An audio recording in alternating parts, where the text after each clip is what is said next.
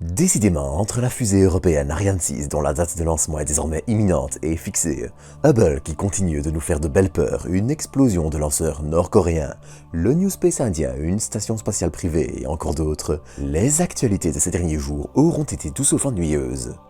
Alors, comme d'habitude, je vous propose d'en revoir ensemble l'essentiel à travers les plus belles images.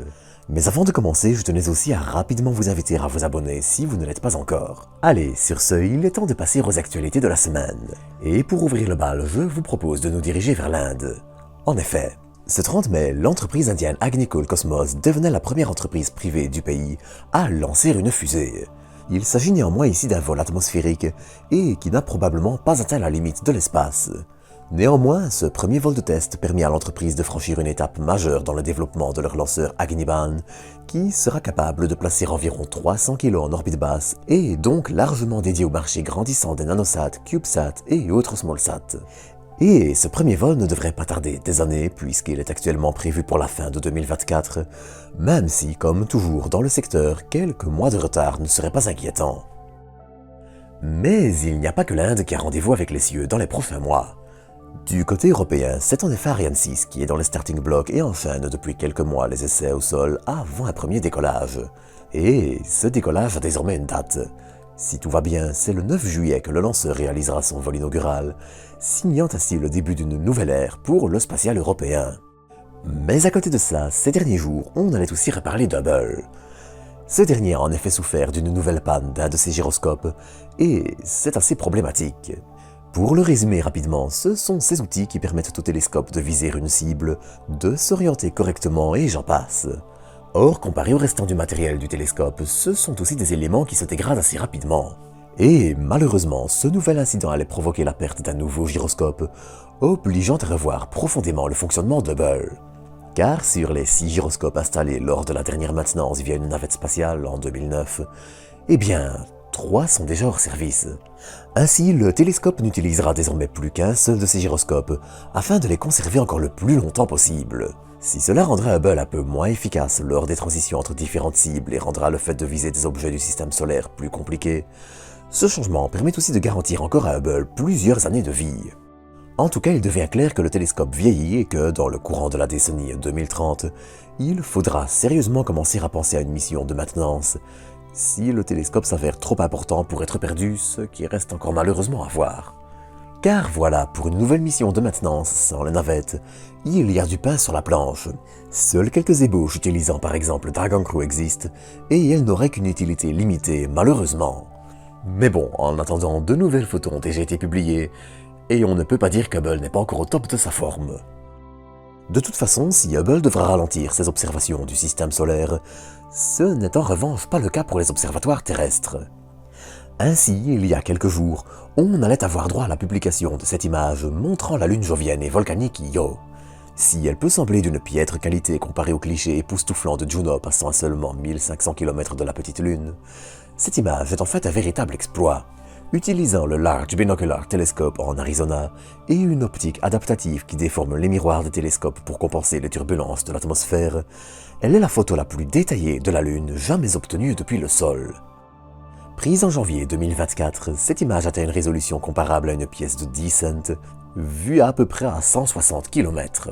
Et comme Io est une lune peu explorée puisqu'elle n'abrite aucun océan sous sa glace et aucun point d'intérêt du genre, eh bien, ce genre d'observations depuis le sol sont déjà bien plus importantes pour suivre l'évolution et tenter de mieux la comprendre qu'on ne pourrait l'imaginer. Bon, en plus d'être un régal pour les yeux, je vous l'accorde.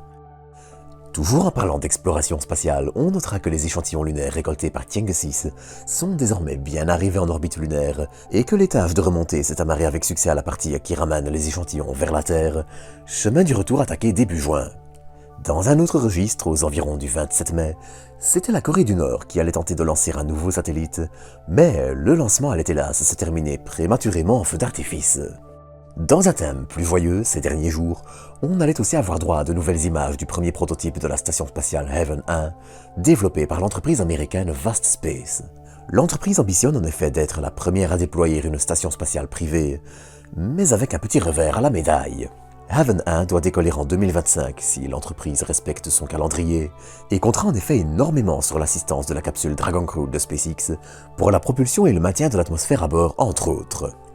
Ça ne devrait en revanche pas empêcher la station d'accueillir, quelques mois plus tard, au mois d'août, les 4 astronautes et la capsule Dragon Crew de la mission VAST 1, la station pouvant quand même, une fois aidée de Dragon Crew, accueillir des astronautes pour des séjours de 30 jours. S'il reste encore des doutes quant au fait que l'entreprise puisse tenir ses délais, nul doute qu'on risque d'en parler encore beaucoup dans les prochains mois. Le plan de l'entreprise est en effet d'avoir déjà exploité une station spatiale avant que la NASA ne commence à attribuer des contrats et à sélectionner différents projets pour des aides au financement, leur permettant une longueur d'avance qui, si le pari est réussi, serait plus que confortable face à la concurrence et donnerait une magnifique longueur d'avance.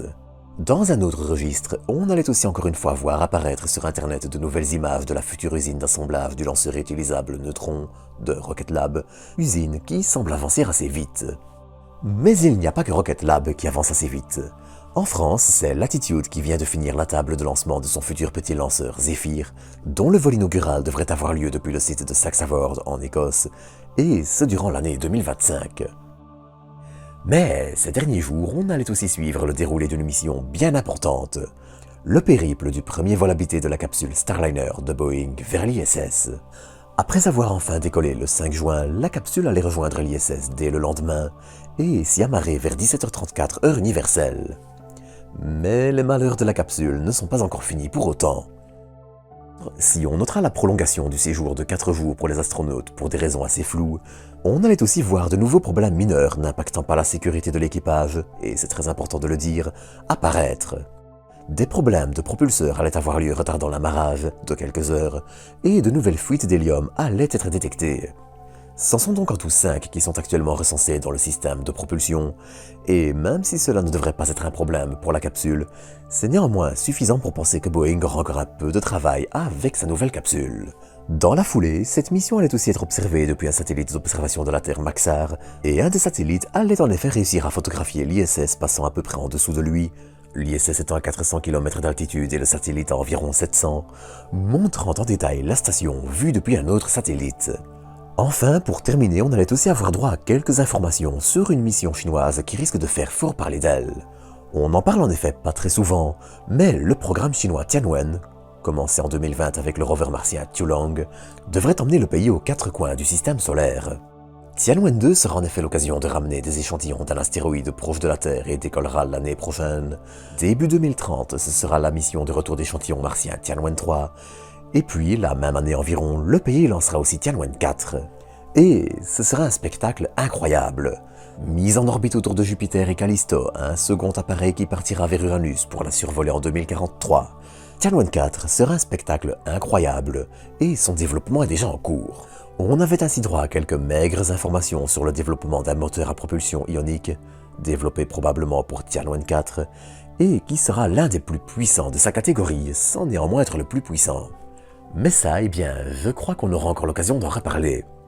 Quant à moi, eh bien, d'ici là, je vous dis à bientôt pour de nouvelles doses d'espace.